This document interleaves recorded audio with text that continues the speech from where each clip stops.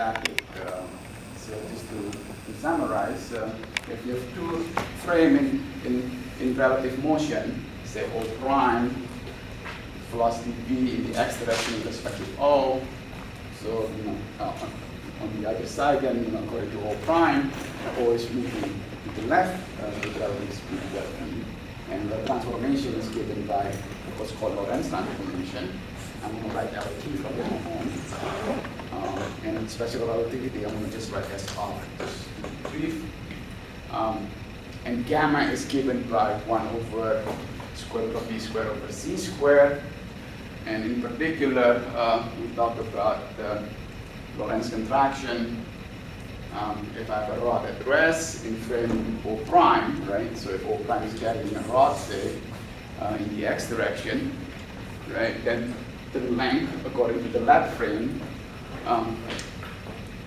I still don't know what's the best way here. Sometimes, more often, unprimed frame is a lab frame, okay? But we can, of course, shift things around. So, according to O, which is the lab frame, when he sees a moving rod, then the length is contracted by this formula. Also, we discussed time dilation. This we discussed on Monday. This we discussed last Friday. A moving clock is slower in a lab frame by this amount, right?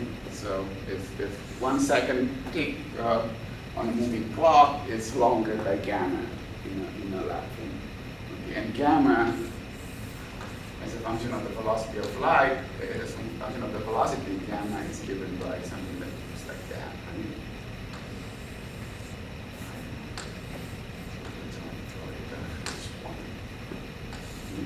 So close to the speed of light, gamma increases very rapidly. Say, I don't know, you guys know 0.99 C, what's gamma? Like in the hundreds, I think. Okay, so we want to apply this. Any questions so far on this part of relativity? We'll come back to relativity again, but I want to apply what we know so far to the transformation of fields. Okay, just based on the Lorentz transformation and then the physical aspect of contraction and dilation. Okay, so this is what interests us, right? Generally, if I have an electric field, right, in a lab frame, so I'm doing it the other way around now. If I have an electric field in the lab frame, right, I want to know what is the electric field in a moving frame. Okay,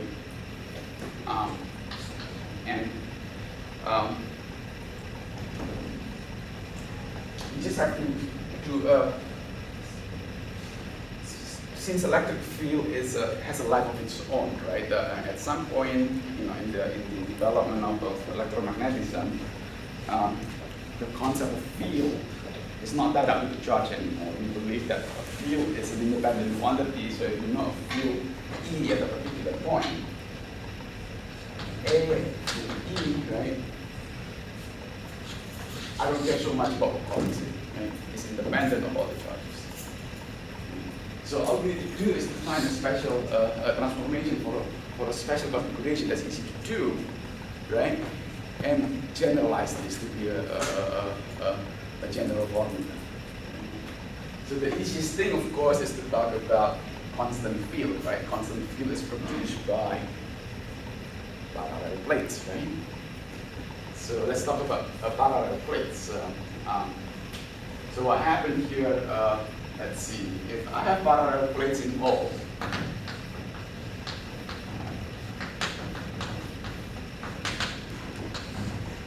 like that's it, right? Sigma minus sigma, there's an electric field in O, right? And by now you should be able to do this blindly in your sleep. The electric field inside is given by sigma over epsilon naught, right? The electric field outside is 0. Okay. So now,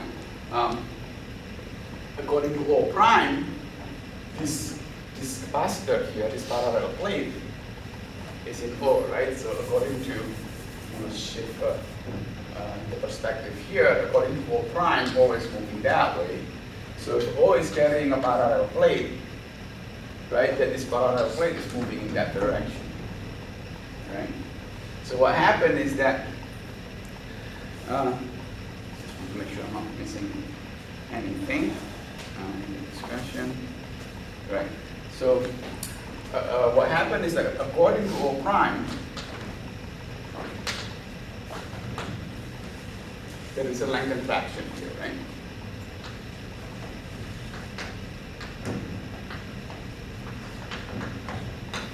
So just forget this formula for now. I mean, I'm shifting the sign of prime and unprime, right? So just remember, the easiest thing to remember is not to get hung up over the formula, right? Moving rod is shorter, right? Just remember that. Right? Because if you just blindly apply the formula, you can easily make a mistake between prime and unprime. Okay? Moving rod is shorter because of the length contraction, then the density is actually, the charge density is higher by sigma. Only along the direction of the motion, right? Sigma is actually a planar like this, right? So it's moving in that direction. The length perpendicular to the motion is not affected, right? That length is always the same, but only the length that's along the direction of motion is contracted, right? So sigma then, according to O prime, because of the length contraction, sigma prime becomes higher, right? It's higher, so it's gamma. Gamma is always greater than 1. Remember this, right? Gamma is always greater than 1. It's never less than 1, right? So there's a length contraction here, the density increases, right? So therefore, according to O prime, right? This is a sigma prime here. Gamma sigma. Here is minus sigma prime, gamma sigma. So the electric field here, E prime, and is equal to sigma prime over epsilon naught, gamma sigma over epsilon naught, right? Which is equal to gamma. And this is electric field perpendicular to the direction of motion. Motion is in that direction, right? So I'm going to write it as E perpendicular prime is equal to gamma E.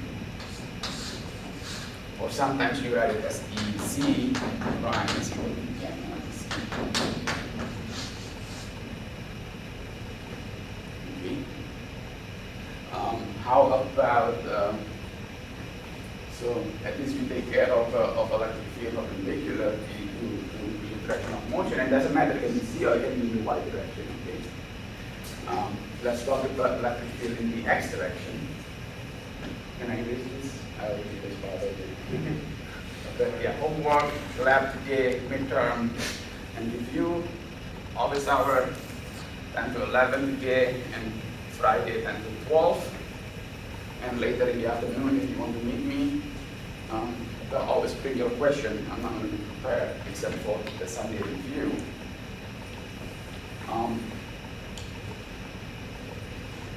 In the X direction,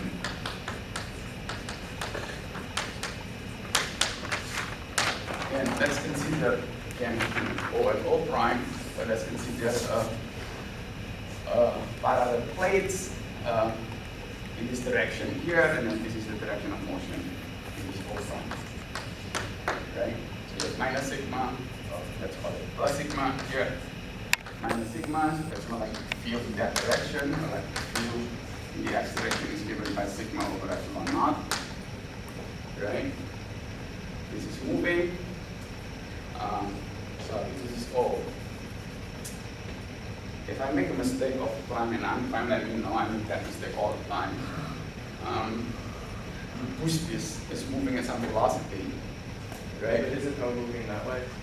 Or Yeah, what was I doing? I was using O. You were using O prime is the left frame in this case, Yeah, right? yeah. O prime is I the thought it left. was moving to the left. Right? In this example, O prime is lab. I'm doing the same thing here. O prime is lab frame. Right? So O is, yeah, in this case it's moving to apple, right? Because O prime is moving to the right, so O is moving to the left. The answer is going to be independent of the direction of motion, right? Because it doesn't matter if you're moving to the left or the right, you get the same Lorentz interaction. In the x direction, of course, there is no length interaction, right? If the plate is parallel, is actually perpendicular to the direction of motion, right? Y is the same, C is the same, right? So sigma is the same, right? In this case, then sigma prime is equal to sigma. Okay. Therefore, the electric field in the prime frame, right? So in the prime frame, the person here sees O prime sees this plate moving in that direction with velocity v, right? And then there's an electric field E prime, and E prime is equal to sigma prime over epsilon naught. Okay, but sigma prime is equal to sigma, so this is equal to sigma over epsilon naught. So it's equal to E, right? In this case, in the x direction. E in the x direction is equal to Ex, or sometimes written as E parallel to the direction of motion. It's not changed. That's assuming that the plates are independent. Yes. Like if they have defined thickness, then that thickness will be. Yes. Well, then you have to know the distribution by Gauss's law. Even though this is thick, right? Here, the field here is going to be still be given as sigma over. Of course, sigma you have to integrate the density along that direction. But yeah, the field will be changing inside the, if you have a big sheet of charge, right? But yeah, for simplicity, because as I mentioned earlier, this discussion, as long as you believe or as long as you agree that the electric field has an independent life of its own, independent of its charge distribution, then once you find a transformation for a special case, you can immediately generalize it for any case, right? Which is what we're going to do here. So the plates aren't actually independent, like when the plates seem to get closer together? Yes, the plates will get closer together, you are correct. So according to the O prime is the lab, right? These plates get closer together. But remember, for a parallel plate, right? For parallel plate, this is S. You have sigma here. Just to be consistent, you have sigma prime here, you have sigma minus sigma prime. The electric field is independent of the separation, remember? Right?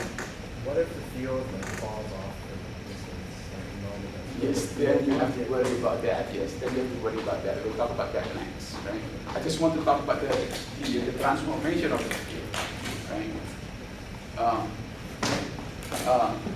By consideration of this very special case of parallel plate, we establish that E in the parallel direction transform like this, and E in the perpendicular direction transform like that. And we generalize this. In the case of the perpendicular, that's when the length is contracted along this way? Yes, the length is always contracted in the direction of the motion. In the parallel, does it at all? In the, what happened is in the parallel, if I look at the electric field in the x direction, then the plate is like this, right? Yeah. Two plates, like that, right? There is no contraction of the plate itself, right? I mean, there is a contraction in this the separation, but the field is independent of the separation. If you remember from electrostatic, okay. right, from your midterm, you remember for parallel plate, E is sigma over epsilon naught, independent of separation, right? Yeah. So the lesson is that this is the transformation, and I'm going to generalize this, right? And it's non-trivial, but if you later study of electromagnetism, you realize that electric field is actually independent of the charges that causes it. Right? And if you believe that, then you have to believe the DC general law. Right? I mean, it's not because of this special case of parallel plates. Right? I derive it from parallel plates. Right? But it's a general formula. Okay? So let's apply to an example. Let me erase this part here. So what if you have a field from a moving charge?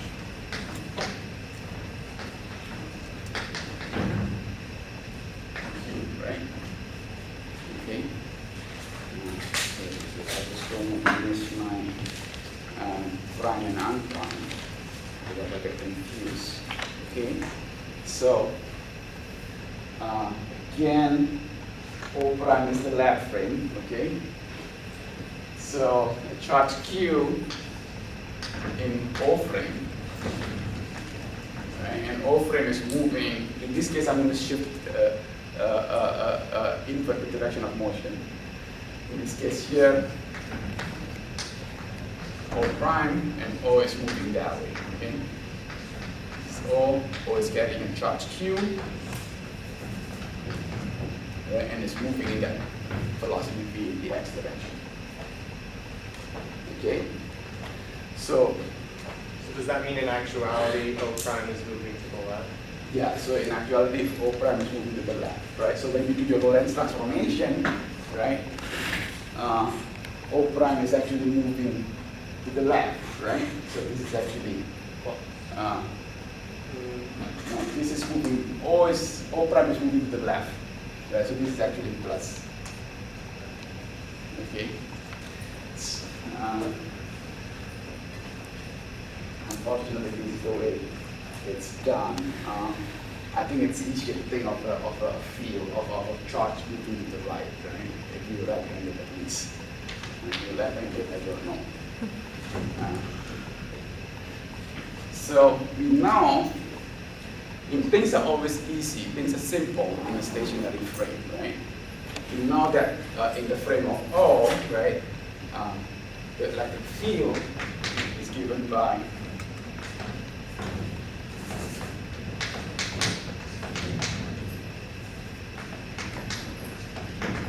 one over 4 pi epsilon naught Q over R squared in the R direction. Right? We know that from electrostatic. Right? So now you boost this. Right? You give it some velocity. Right? And for simplicity, let's find the electric field in O prime. Let's find the electric field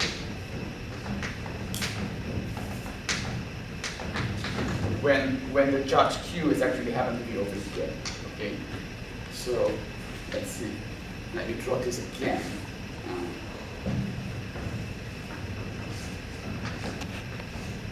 So basically at time equal to 0, right? At time equal to 0, the frame go inside, right? O and O prime go inside. X prime, Y prime, Z prime. But O, wait, which one is moving here again? O is moving, right? O is moving in that direction. Okay? So I want to find the field everywhere in the O prime frame. Okay? And this is, I hope I'm not making any mistake. Is this confusing so far? Everything's clear? Because Okay. we are trying to find the stationary. The field, yeah, so prime frame is stationary, right? Let's consider the prime frame a left frame. And I have a charged particle moving in the right direction, right? I know the field of this charged particle if I just hop onto the charged particle, right? So I'm stationary with respect to the charged particle, then I know the field has to be given by this Coulomb's law, right? It's central, it's 1 over R squared, right? But now jump back, according to you guys, in the left frame, right? You see this thing is moving, right? So what's the field? right? So we want to see a transformation from E at R to E prime at R prime, right? What is the transformation?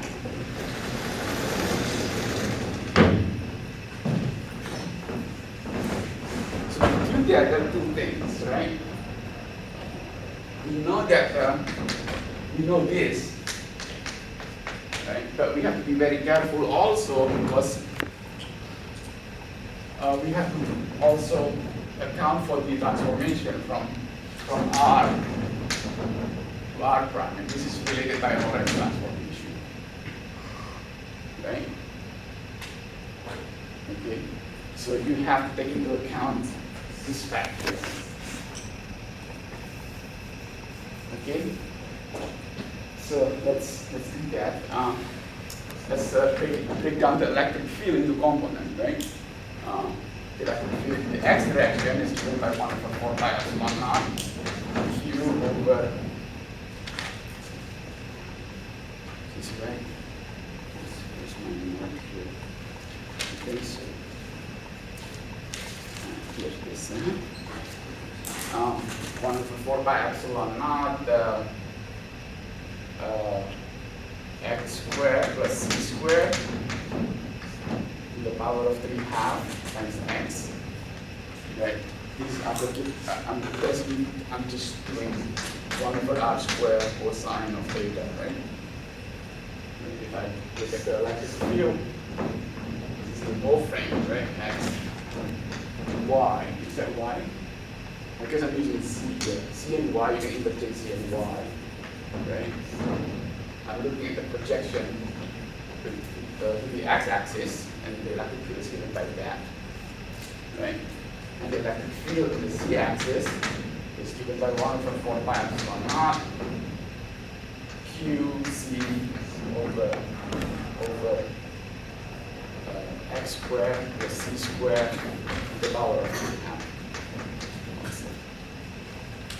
Okay. So now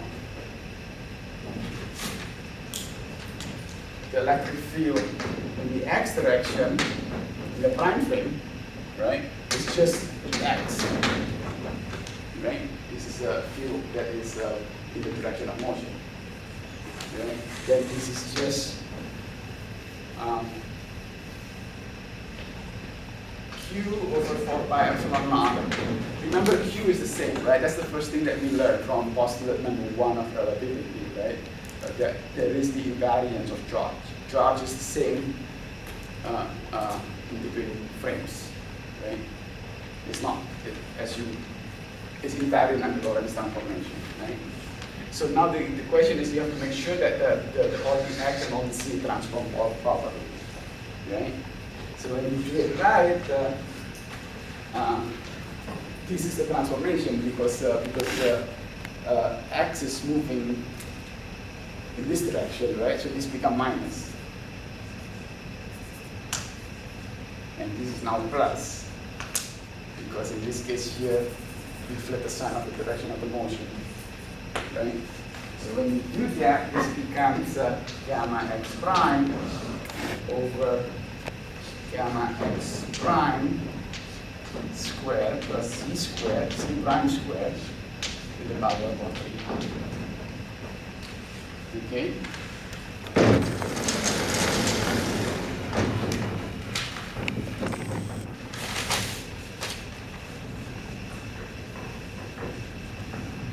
And the field in z direction, c prime, right? This is the part where it's a bit trickier. In z is in the perpendicular direction, is actually gamma, right? So it becomes gamma q over 4 pi epsilon naught, okay? And then you have to do the same thing here. You have to change all the coordinates x, y, and z into x prime, y prime, and z prime, and then you get c becomes a c prime, okay, over gamma x prime squared plus c squared prime squared, all taken to the power of 3 half. Okay, this is how the field transforms.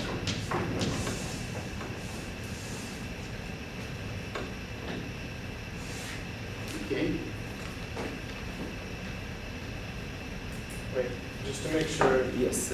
your z direction is the one that's My C direction is along. Say it again. C direction is yeah, it's y basically. So because Purcell you C, I want to stick with Purcell. oh, I can replace C and z and y are equivalent. Yeah, to if the you forget about situation. parity, the right hand rule between x, y, z, for now, That's right? fine. Then y and c are basically the perpendicular direction. X is the parallel direction. Right? You can always interchange y and z. Forget parity for now, right? So the field in Y is the same thing, Yes, correct. Ey prime then is equal to gamma q y prime over gamma x prime squared plus y prime squared.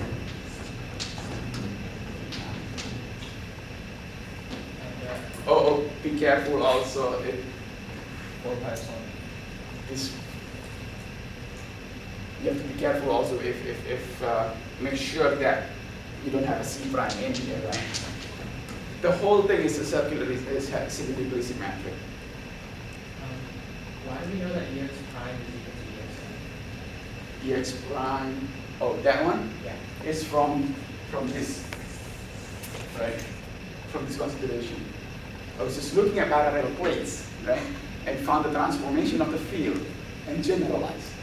And you can generalize because when you have a field, at the end of the day, you don't really care what causes it, right? The field has an independent life of its own, right? So if it transforms this way for parallel plates, it should transform the same way for anything, right? Field from any configuration. Right? In particular, we want to look into a field coming from a moving charge.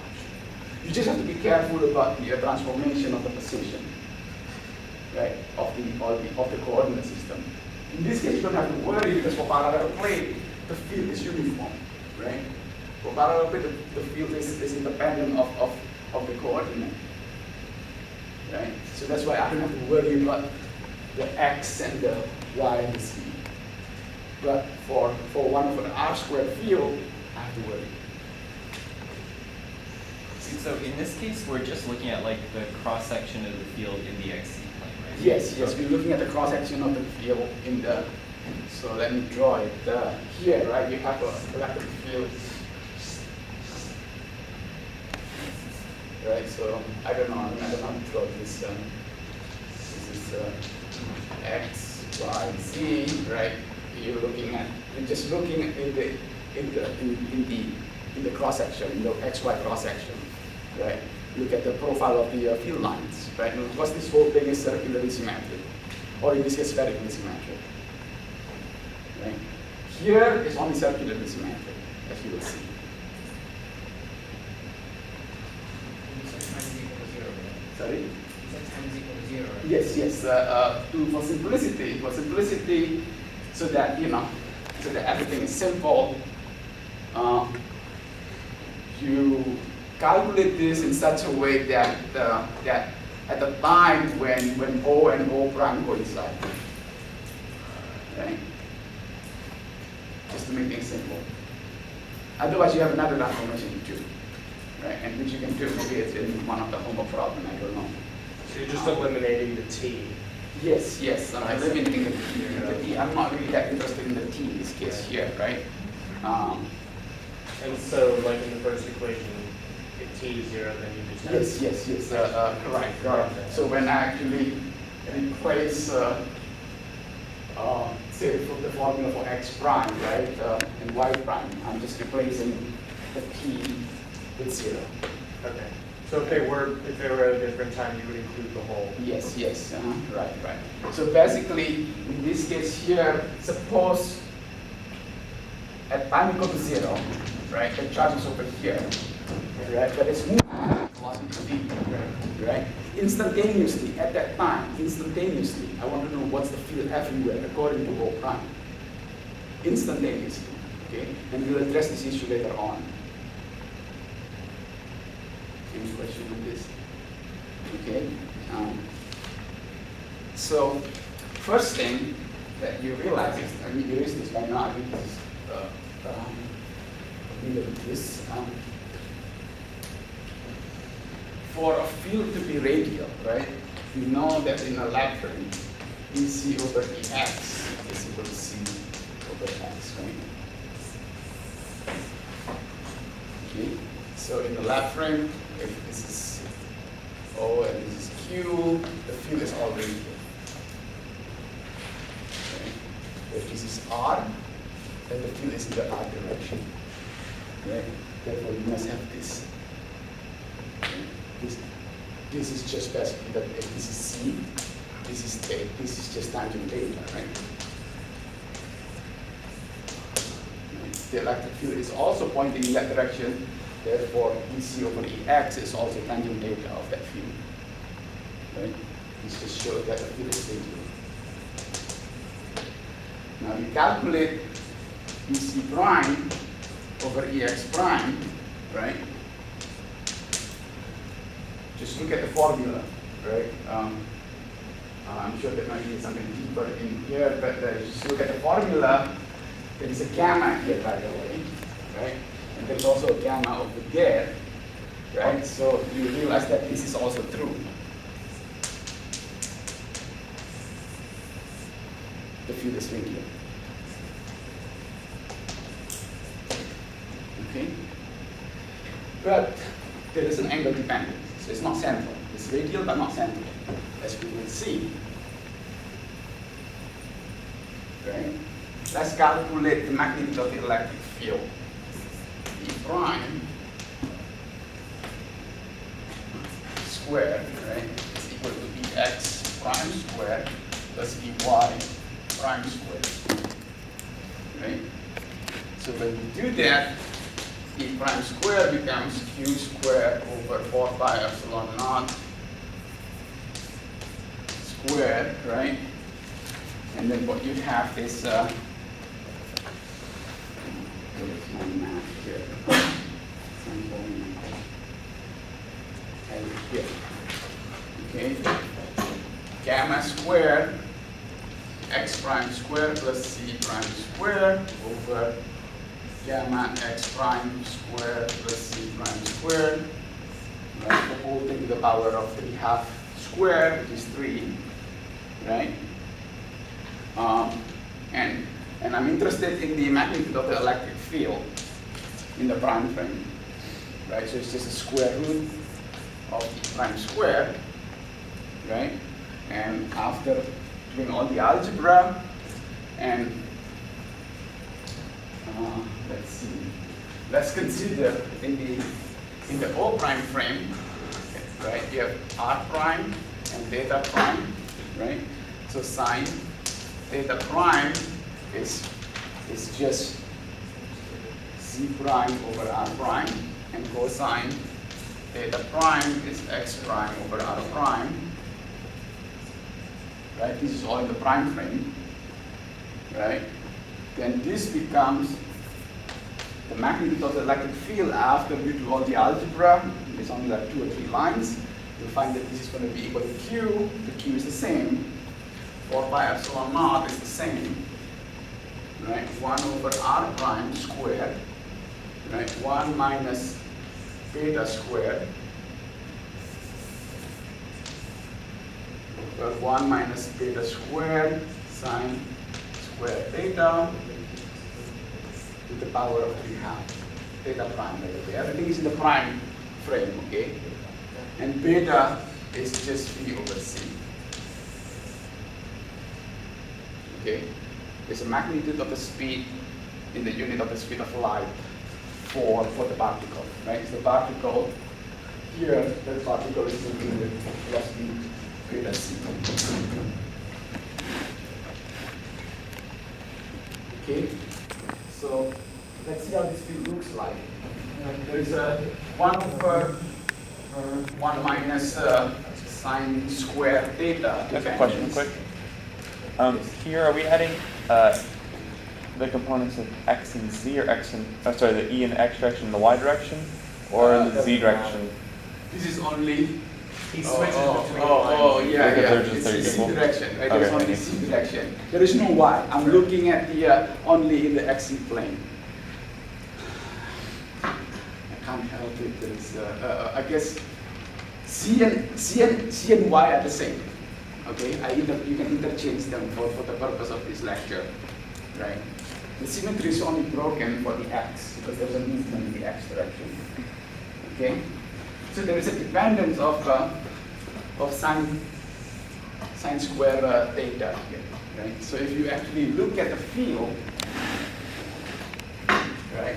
This is the charged particle. It's moving with some velocity v, right?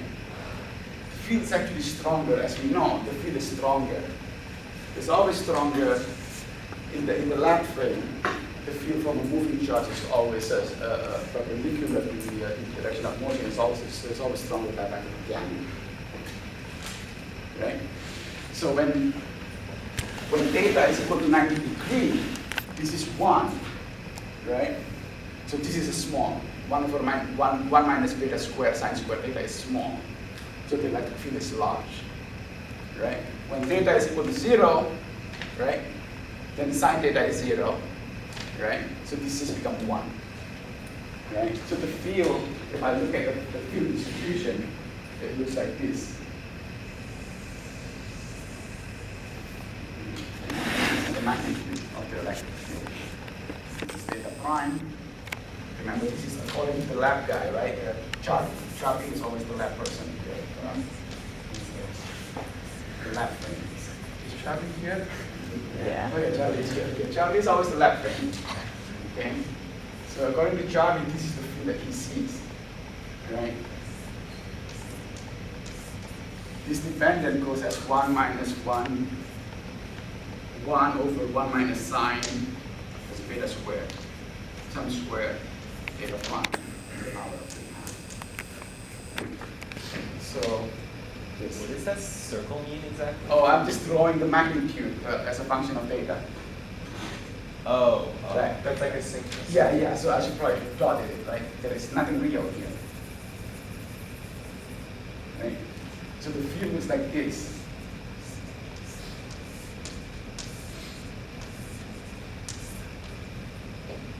Okay.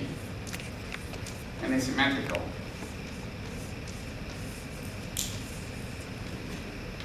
Okay. And sometimes, I don't know if we never actually talked about this. We represent magnitude of electric field by the density of field lines. Maybe you're familiar with this from the lab or from your high school physics class. So you can also write it this way. It's a moving with V, and you see the field is strong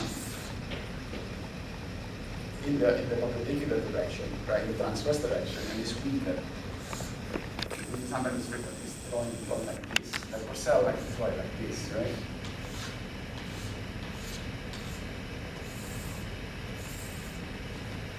So get it drawn. Let me see. Instead of representing it in a polar diagram like that, right, I'm drawing it that the field is strong here in the transverse direction, so I draw a lot more field lines. And the field is weaker in the direction of the motion, so I draw less field lines. Okay? Just to make my point across. So the field of a moving charge looks like that. Right? It looks like a pancake, by the way. Okay? When the velocity is when the velocity is 0, this whole thing is stationary, right? When velocity increases, then it becomes, it becomes more elongated. Eventually, when velocity approaches the speed of light, then we have something that looks like this. Okay? We get flattened. The field becomes more and more like a pancake. Okay? Do you think you could explain again how you get from that equation to that oval shape thing. This is the magnitude of the electric field. Can I erase this part? So this is E prime magnitude as a function of R and theta, prime and theta prime. Right? It still has the 1 over R squared dependence, right? But it has the theta dependence also. Theta is an angle with respect to the direction of motion, right? So when theta is equal to 0, sine theta is equal to 0, right? So this becomes 0, the denominator becomes 1, right? So the field is as you see, this becomes 1, right? Then you have the, q over 4 pi epsilon naught 1 over r prime squared times 1 minus beta squared. This is just the same as the electric field in the parallel direction, except that you have to take into account the Lorentz contraction between r and r prime, right? R is in this x direction, in this case when theta is equal to 0, right? But when theta is equal to 90 degrees, sine theta is 1, right? So this becomes small. This becomes 1 minus beta squared. This thing cancels. Wait, how can they cancel? Because they're different powers. No, yeah, it doesn't cancel. There is this power. It becomes 1 over, But basically, this becomes large. This becomes 1. So this denominator becomes small, right? And the field becomes larger, just as we expect, because E bar E perpendicular is larger by a factor of gamma, right? So the field is larger in that direction and is smaller in the direction of motion, right? And the effect becomes stronger as the velocity increases, right? So if it's a proton, say, right, in a Large Hadron Collider, right, it's moving at a very fast speed. According to Charlie, if you have in Geneva looking at this proton, the field will look like a pancake because it's moving almost at the speed of light. It doesn't look spherically symmetric anymore.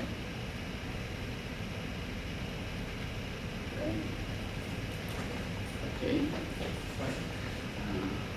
Any question on that? There's a question. Yes. Raymond. Hi. For the field, if the was pointing up, is it circle around or is it just? No, this whole thing is a symmetrical symmetry like this. Cylindrical symmetry. Yes, yes. So the whole thing looks like originally looks kind of like a ball. If you start to twist it, it becomes eventually, as you twist it close to the speed of light, it moves more and more like a pancake like this. But it has a symmetry along the direction of motion. It has a cylindrical symmetry around the direction of motion. So, Right. so what the shape in 3D is more like Yeah, so here it started as a circular shape, right, and it became less circular, more elliptical, quote unquote elliptical, right? I'm not sure if that's the function, right? And then as you increase the speed, it becomes more and more pronounced. When you reach the speed of light, it almost looks like a sheet. That's what happened for this two proton colliding with respect to one another in the Large Hadron Collider. Is actually a sheet slamming onto another sheet.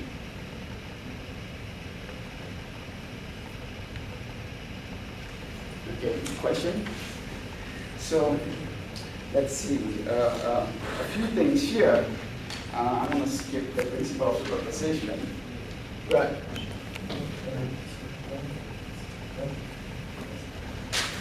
you can prove it's not.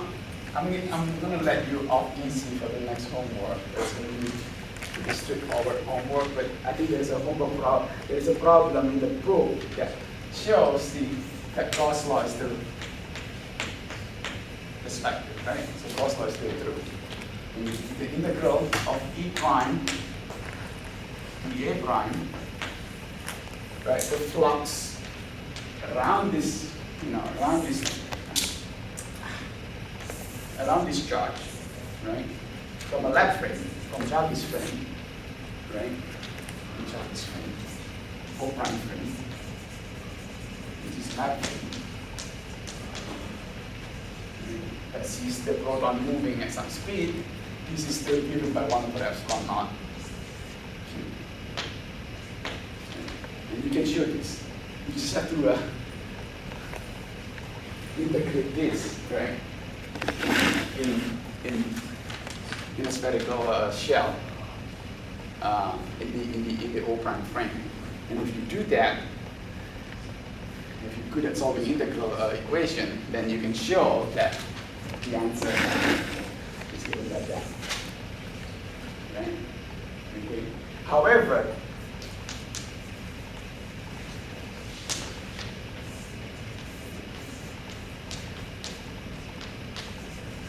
in electrostatic, the line integral of electric field, the closed loop line integral of electric field is 0, right, in electrostatic.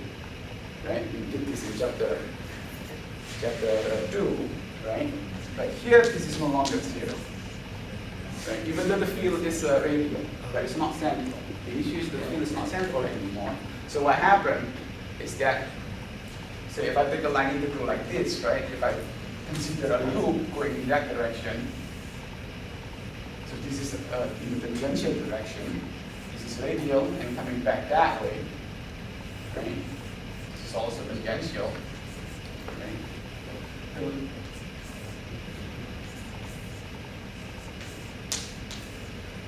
Prime, because the portion of the line integral coming from 2 and 4 is 0, right? Because the field is still radial, right?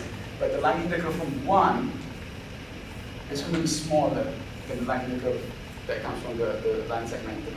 Because the field is stronger here, it's weaker here, right? So if I just do a closed loop line integral around C here, C prime, right? It's not 0 anymore. Because what happened here is you don't have a case of electrostatic anymore, right? Charges are moving, right? This pancake here, this fat, slightly fattened pancake here is moving at some speed v. So the field actually changes with time, right? So at some time it's over here, at some time later, then the pancake is over here. Okay? So you see the field is changing, right? For the ease of calculation, right, we're just calculating the field, this pancake around the origin, right? But I can always shift the origin around. This pancake moves with time. Yes. Is the line integral 0 if there were no LCD? No, it doesn't matter. It really doesn't matter. Well, I suppose you cannot just turn off relativity. But in the case of, in the static case, in the electrostatic case, when nothing is moving, this is equal to 0. But in this case, we have a moving charge. The proton is actually moving. So the field looks like this, right? Think of this as something rigid, like this pancake as something rigid. And it's moving in time. So that the field is changing in time. Right? And when that happens, you don't have electrostatic anymore. So this is not true. Okay, but classically, the moving charge would still look like a spherical. Yes. The moving charge look like this. The proton inside the Large Hadron Collider looks like this. But classically, it doesn't look like that. Classically, it looks like this. Because this is classical. Relativity is classical. Quantum is not. Right. Meaning that forget relativity. If you just there is a way to do electromagnetism without relativity. Right? In this case, is it possible? No, you have to solve some very complicated potential equation. Right? There is a way to do this without relativity, but it's much more complicated. And in the end, you get the same answer. It's called the Winchert-Lambert potential. Right? Take into account that potential has to be recovered. So that's well, course. So the way that you drew the pancake thing, like, is the pancake like an equipotential surface? Is that what No, I'm just drawing. No, it's not. The pancake is just a magnitude.